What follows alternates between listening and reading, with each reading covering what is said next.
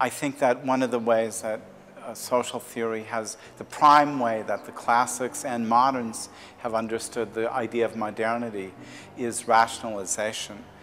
This could be thought of either critically, as in the sense of the Frankfurt School, that there's been instrumentalization and commodification, or it could be thought of more neutrally, as Weber talked about, the notion of the different spheres of life becoming subject to more calculation. It could also be thought of in a very positive way, as Durkheim and Parsons thought of it, and even Habermas in his later work, which is that modernity means secularization, dialogue, solidarity, universalism, and a positive outlook. But whatever, there's been a strong emphasis on that the sacred, that ideas of non-rationality, that notions of myths and narratives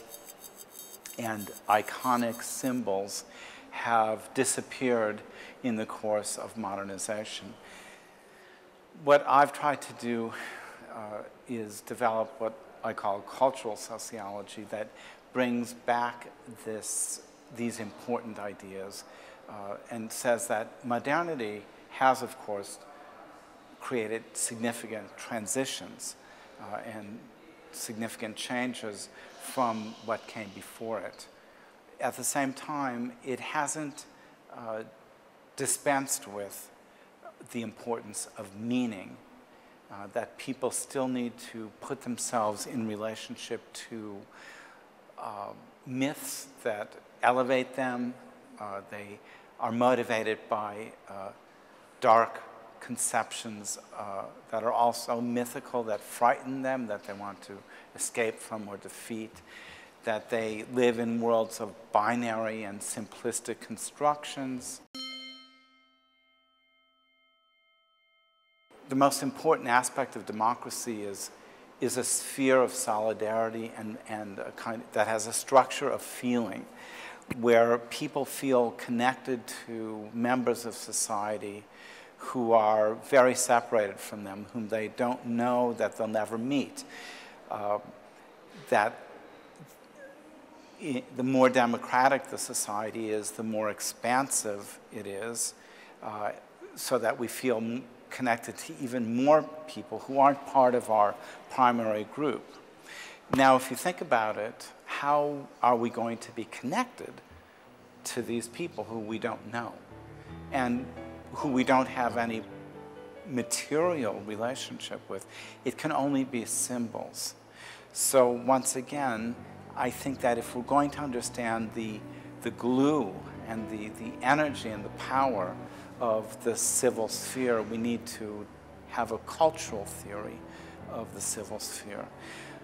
So we want to study, first of all, what I call the discourse of civil society, the narratives and the codes that say who we are as a democratic people. We story our democratic societies by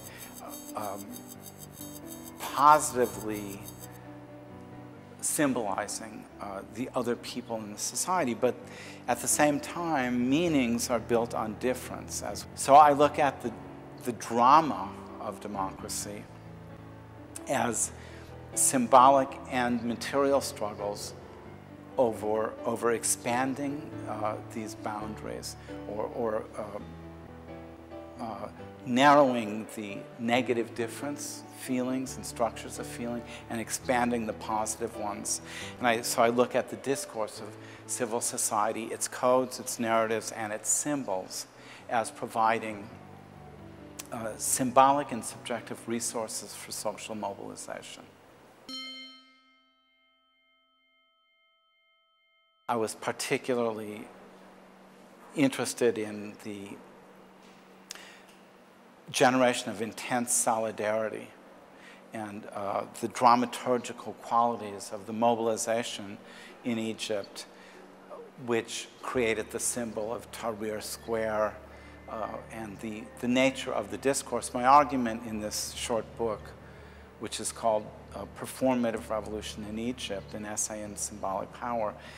My argument is that the discourse of civil society, the binaries, and the narratives of salvation attached to it were very significant in this non-Western country. That there had been, in fact, developments inside of Islam as well as outside among intellectuals and economic managers that led them in the last couple of decades to be more open to democratic imaginaries. And that for various reasons, this coalesced at this time into a tremendous utopian upheaval, which I wanted to think about as a movement of the imagination and of subjectivity.